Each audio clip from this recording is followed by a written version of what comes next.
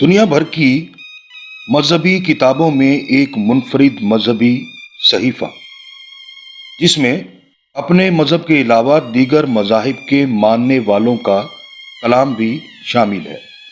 ایک ایسا دھرم جس کے گرو صاحبان نے اپنی وسعت نظر سے اعلیٰ و عرفہ مذہبی و روحانی تجربات جہاں کہیں سے مل سکے سمیٹ لیے اور ان سب کو یکساں احترام دیا۔ ایک ایسی کتاب جس کے لیے باقاعدہ ایک نیا رسم الخط ایجاد کیا گیا۔ دوستو، آج کی یاترا میں ہم بات کر رہے ہیں سکھوں کی مذہبی کتاب گرو گرنتھ صاحب کی۔ گرو گرنتھ صاحب مذاہب عالم کی تاریخ کی ایک منفرد ترین کتاب ہے۔ دنیا بھر میں آج تک جو بھی الہامی کتابیں اور مذہبی صحیفے نازل ہوئے ہیں، سبھی اپنے اپنے مذہبی پیشواؤں کے انفرادی اقوال اور کلام پر مشتمل رہے ہیں۔ اسی طرح ہندوستان کی تاریخ کو دیکھا جائے تو الہامی کتابوں میں وید ایسا مذہبی لٹریچر ہے جو مختلف شاعروں کی تخلیق بتائے جاتے ہیں، مگر ان سب میں پرچار ایک ہی دھرم اور ایک ہی روایت کا ہے۔ لیکن گرو گرنتھ صاحب مذاہب عالم کی تاریخ میں ایسا مذہبی صحیفہ ہے جس میں سکھوں کے مقدس گروؤں کے ساتھ ساتھ دیگر مذاہب اور عقائد کے لوگوں کا کلام بھی شامل ہے۔ اور حیرانی کی بات یہ ہے کہ دیگر عقائد کے لوگوں کا کلام سکھ گروؤں سے زیادہ ہے۔ یہ گرو صاحبان کی وسعت نظر کا ہی کمال ہے کہ انہیں اعلیٰ و عرفہ مذہبی و روحانی تجربات جہاں کہیں سے بھی مل سکے سمیٹ لیے اور ان سب کو یکساں احترام و تقدس دیا گیا۔ یوں گرو گرنتھ صاحب کو ایک ایسی تہذیبی وسعت مل گئی جس کی دنیا بھر میں کوئی مثال ہی نہیں دی جا سکتی۔ گرو گرنتھ صاحب کی تشکیل کا آغاز پانچویں گرو ارجن کے دور میں ہوا۔ انہوں نے ہی ایک خاص پرکھ اور تلاش کے بعد گرو گرنتھ صاحب کے لیے کلام جمع کیا، لیکن گرو گرنتھ صاحب میں اس معیار اور پرکار کا کلام شامل ہوگا، اس کی سمت کا تعین گرو نانک دیو جی اپنی زندگی میں ہی کر چکے تھے۔ گرو گرنتھ صاحب کی پہلی سمت نمائی تو گرو نانک دیو جی کے اپنے کلام اور پیغام سے ہی ہوتی ہے، لیکن انہوں نے اپنی زندگی میں جس طرح بابا فرید کے کلام کو ان کے سجادہ نشین سے حاصل کر کے اپنے جانشین گرو انگد جی کو بطور وراثت سونپا، دراصل یہیں سے ہی گرو گرنتھ صاحب کی تشکیل کی سمت بھی متعین ہو گئی تھی، اور پھر اسی راستے پر گرو صاحبان نے گرو گرنتھ صاحب کی صورت گری کی اور اس کی انفرادیت بھی قائم رکھی۔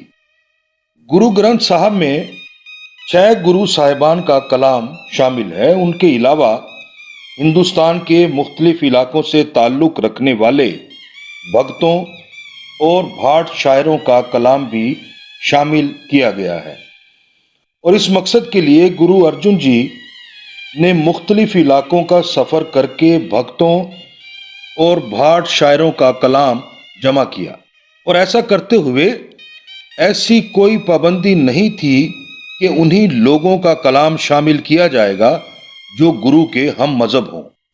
دراصل یہی وسعت نظر اور تہذیبی کشادگی ہی سکھ گرو صاحبان کا کمال اور گرو گرنتھ صاحب کی دنیا بھر کے مذہبی لٹریچر میں انفرادیت قائم کرتی ہے۔ بابا فرید کی شاعری کی بات ہی دیکھ لیں۔ یہ سکھ گرو صاحبان کی بے تعصبی اور آزاد منشی کی دلیل ہے کہ انہوں نے اپنی مقدس کتاب میں ایک مسلمان ولی اللہ کا کلام شامل کیا، جس سے بابا فرید کے کلام کو ایک خاص طرح کا تقدس حاصل ہوا، اور بابا فرید کا کلام ایک مشترکہ ثقافتی ورثہ کی شکل اختیار کر گیا۔ بابا فرید کی شاعری میں بھکتی کے رنگ ہوتے ہوئے خالص اسلامی رنگ بھی جھلک رہے ہیں۔ پلسرات، نماز اور مسجد کا ذکر بھی ہے، جن کا تعلق سکھ دھرم کے عقائد سے نہیں ہے، لیکن بابا فرید کی شاعری میں وہ رنگ بھی موجود ہیں جو سکھ گروؤں کے پیغام کی روح کے قریب ہیں۔ اسی طرح دیگر بھگتوں اور بھاٹوں کی بانی بھی کسی نہ کسی مقام پر سکھ گروؤں کے ہی خیالات کی ترجمانی کر رہی ہے۔ دراصل گرو گرنتھ صاحب کو مرتب کرتے وقت نظموں کے ایک وسیع ذخیرے کو پیش نظر رکھا گیا۔ گرو صاحبان ایک ایسا مجموعہ مرتب کرنا چاہتے تھے جو ہندوستانی عوام میں اتحاد و اتفاق پیدا کرے، ان کے افکار و عقائد میں بلندی لائے، تاکہ وہ ان اثرات کا مقابلہ کر سکیں جو مسلکوں کے اختلاف کی وجہ سے لوگوں کے درمیان منافرت پیدا کرتے ہیں۔ گرو نانک دیو جی جس طرح رواداری پر مشتمل ایک منصفانہ سماج کے حق میں تھے، اسی طرح ان کے جانشین بھی مختلف مذاہب کے درمیان ہم آہنگی کے نقیب تھے۔ یہی وجہ ہے کہ گرو گرنتھ صاحب میں کسی فرقہ وارانہ خیال کو درانے کی اجازت نہیں دی گئی۔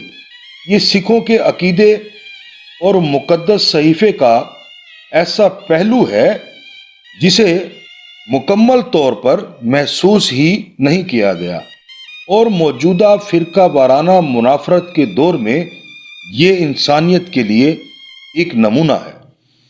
گرو گرنتھ صاحب کے اس سالمگیر پیغام اور کار خیر سے یہ بات ابھر کر سامنے آتی ہے کہ انسان کو عقائد اور افکار کے حوالے سے بانٹا ہی نہیں جا سکتا۔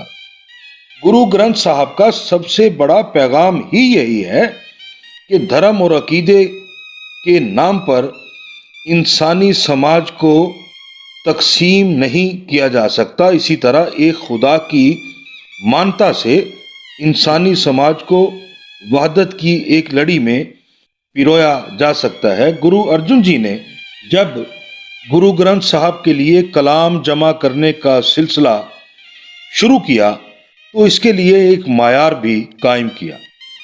وہ معیار یہ تھا کہ گرنتھ صاحب میں جن کا کلام بھی شامل کیا جائے وہ خدا خالق کائنات کے سوا کسی اور کی خدائی پر ایمان نہ رکھتے ہوں، ذات پات کی تفریق سے بالاتر، اور لازمی طور پر انسان دوستی کے اصولوں پر کاربند ہوں، توہمات سے آزاد ہوں، اپنی تعلیمات کو باطل عقائد کی آلائش سے پاک رکھتے ہوں۔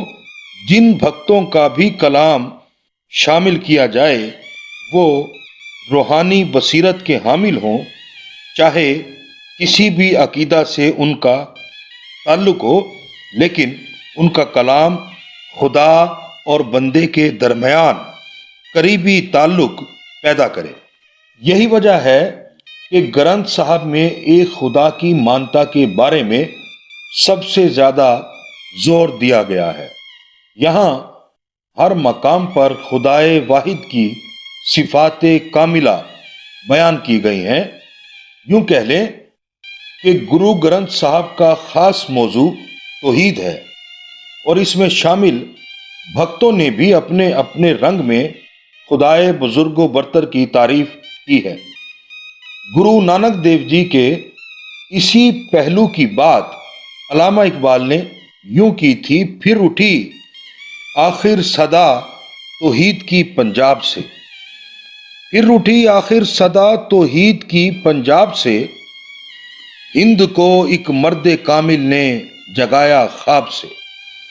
گرو گرنتھ صاحب کی شاعری میں بھکتی کے تمام رنگ اکٹھے کر دیے گئے ہیں، جن سے ایک خدا کی پہچان ہوتی ہے اور لوگوں کو محبت کا ایک پیغام بھی دیا جا رہا ہے۔ یہ بھی کہا جا رہا ہے کہ کسی بھی مذہب کے اندر جھانک کر دیکھ لو، ایک ہی پیغام ملے گا: باہمی ٹکراؤ کی یہ دیواریں مصنوعی ہیں۔ گرو گرنتھ صاحب میں سکھ مت سے پہلے کے کسی دھرم کو منسوخ نہیں کیا گیا، بلکہ سب کو وحدت اور ایکتا کی لڑی میں پرو دیا گیا ہے۔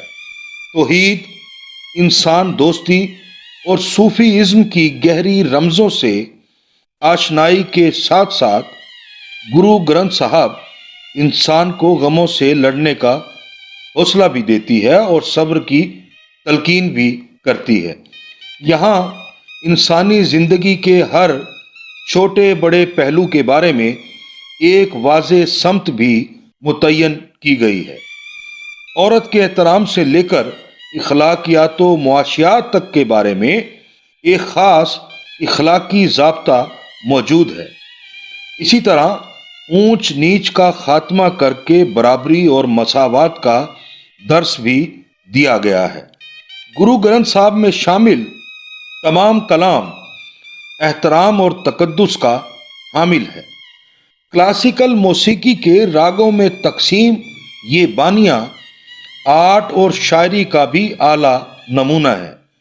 یہی گرو گرنتھ صاحب کا وہ جدید ترین پہلو ہے کہ یہ قابل احترام مذہبی صحیفہ آرٹ اور ادب کی ایک متوازی تاریخ بھی ہے، جس نے سکھ قوم کی آرٹ اور ادب سے گہری جڑت پیدا کر دی ہے۔ جہاں آرٹ اور ادب روزمرہ زندگی، عبادت اور ریاضت کا حصہ بن جائیں، وہاں خوبصورت انسانی رویے از خود جنم لیتے ہیں۔ یعنی گرو گرنتھ صاحب نے سکھ قوم کو آرٹ اور ادب کے حوالے سے بھی تربیت کے ایک عمل سے گزارا ہے، اور گرو گرنتھ صاحب سے جڑے ہر سکھ کے رویے میں صوفیانہ کوملتا دکھائی دیتی ہے۔